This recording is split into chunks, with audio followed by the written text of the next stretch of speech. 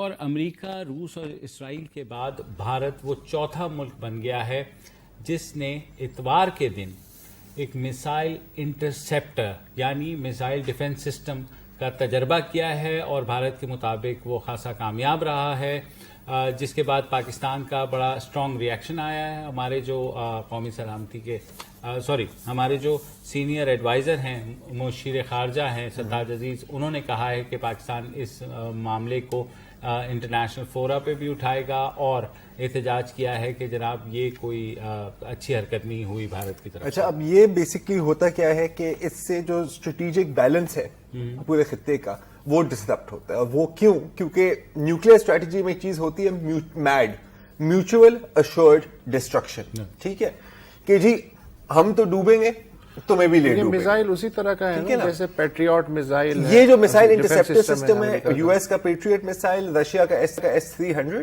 اور اسرائیل کا Iron Dome technology, جو آپ کو یاد ہے کہ پچھلی غازہ کے ساتھ جو کانفلکٹ ہوا تھا اس کے اندر استعمال ہوا تھا۔ چائنا اور پاکستان سے اگر کوئی میزائل بھارت پہ گرتے ہیں تو انہیں فضا میں ہی تباہ کرنے کا سسٹم جی، اور یہ اینٹی بلسٹک میسائل، تو مطلب ایک تو ہوتے ہیں نا tactical missile, small missile, ballistic missile جن پہ یوزلی نیوکلیئر وار ہیڈ لگتا ہے، اور یا تو وہ پھر بہت ہائی الٹیٹیوڈ ہوتے ہیں یا کبھی کبھی ریڈار کو اوائڈ کرنے کے لیے بہت لو الٹیٹیوڈ ہوتے ہیں۔ بھارت کے مطابق یہ دونوں قسم کے میسائلز کو کاؤنٹر کر سکتا ہے۔ خطرہ کیا ہے کہ دیکھیں نیوکلیئر بیلنس جو ہوتا ہے وہ کیسے برقرار رہتا ہے کہ جی آپ کے پاس 100 میسائل ہیں نیوکلیئر میسائل، میرے پاس 100 میسائل ہیں، ٹھیک ہے، تم چلاؤ گے میں چلاؤں گا، ہم دونوں تباہ ہو جائیں گے۔ اس کو کہتے ہیں میوچل اشورڈ ڈسٹرکشن۔ اب اگر ایک کنٹری کے پاس یہ کیپیبلٹی آ جائے کہ جی ہمارے میسائل تو آپ پر گریں گے، آپ کے میسائل ہم روک دیں گے، ہم نیٹ لگا دیں گے، ہم نیٹ لگا دیں گے یا ڈوم کر دیں گے۔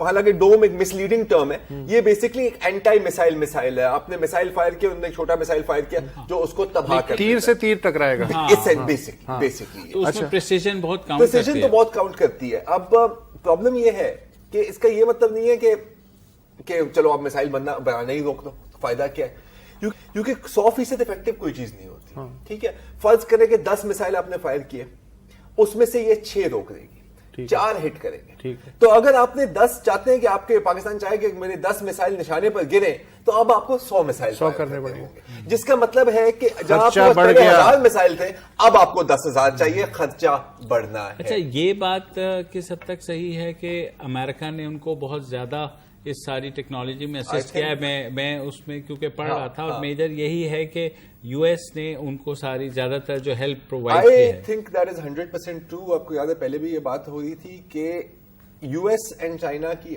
یو ایس اور انڈیا کی اب ایک اسٹریٹجک پارٹنرشپ ہے، اور یو ایس چاہتا ہے کہ انڈیا کو اب طاقتور کرے تاکہ وہ چائنا کو کاؤنٹر کرے۔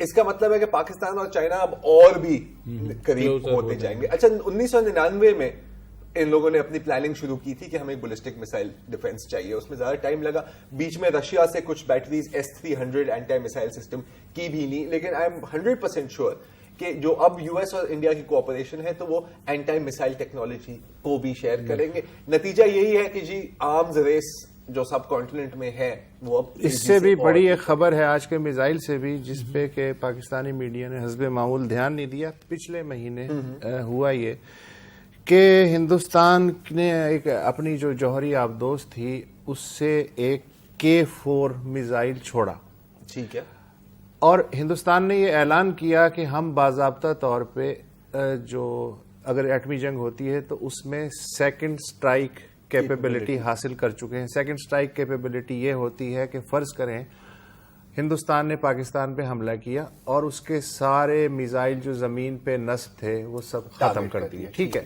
اب پاکستان کے پاس کچھ نہیں ہے بظاہر، لیکن پاکستان نے کچھ میزائل اپنی آبدوزوں پہ لگا کے جو موویبل پلیٹ فارم ہے ان کو سمندر میں کہیں بٹھایا ہوا ہے یا کہیں بھی رکھا ہوا ہے جس کی کہ ہندوستان کو خبر نہیں ہے۔ تو اب دوسرا جو حملہ کرے گا پاکستان ہندوستان پہ، وہ زمین سے نہیں ہوگا، وہ کسی آبدوز سے ہوگا، کسی موویبل اس سے پلیٹ فارم سے ہوگا۔ پاکستان کا بھی یہ دعویٰ ہے، 2012 میں انہوں نے نیول اسٹریٹجک فورس کمانڈ قائم کی، اور ISPR نے اس وقت اعلان کیا کہ جی یہ جو فورس ہے یہ ہماری جو سیکنڈ سٹرائک کیپیبلٹی ہے اس کو لیڈ کرے گی۔ پچھلے سال پاکستانی ڈیفنس سیکریٹری تھے نعیم خالد لودھی لیفٹیننٹ جنرل، انہوں نے اعلان کیا کہ Strategic Vision Institute ہم پاکستان کو سیکنڈ اسٹرائک کیپیبلٹی دلا چکے ہیں. لیکن جو باقی ماہرین تھے وہ شبے میں پڑ گئے، کہنے لگے بھائی جان کون سے موویبل پلیٹ فارمز ہیں، کون سی سب مرین کون سی سبمرین نیوکلیئر سبمرین آپ کے پاس ہیں کہ جن پہ آپ نے یہ میزائل نصب کیے ہیں. لیکن ہندوستان نے پچھلے ہفتے کم از کم ایک میزائل کا تجربہ کر کے یہ ثابت کر دیا کہ ہاں اس کے اور پاس یہ سب مرین لانچ میسائل. ہاں سیکنڈ اسٹرائک کیپیبلٹی آ گئی. ایگوسٹا ہیں یہ اب دس از دا امپورٹنٹ پارٹ. اب کہ ہونا کیا ہے کہ دیکھیں اب U S Pakistan military cooperation کو آپ ختم سمجھیں، ٹھیک ہے، آپ کو اگوسٹا نہیں یہ تو بہت انتہا پسندی پہ جا رہے ہیں. نہیں سر، میں am telling you it's over. ٹھیک ہے، مائنر پوزے مل جائیں گے لیکن ایز اے اسٹریٹجک پارٹنر آپ نہیں ریلائی کر سکتے فار پرماننٹ. ارے بھیا ایک بحران اور آئے گا، پھر ڈانس شروع ہو جائے گا، مجرا شروع ہو جائے گا.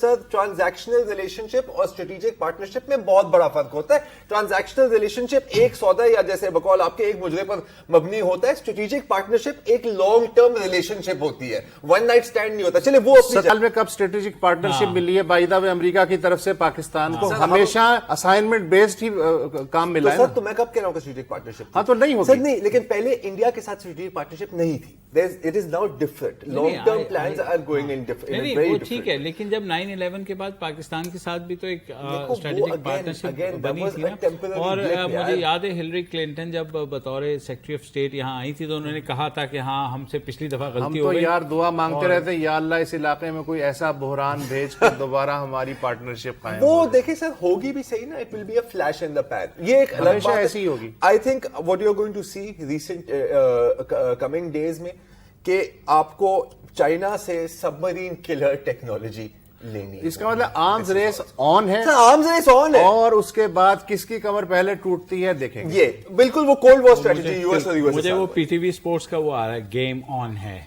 تو وہ جو ہے آرمز ریس ہماری کبھی ختم ہی نہیں ہوئی، چلتی رہتی ہے کہیں نہ کہیں اور کسی نہ کسی طور پر.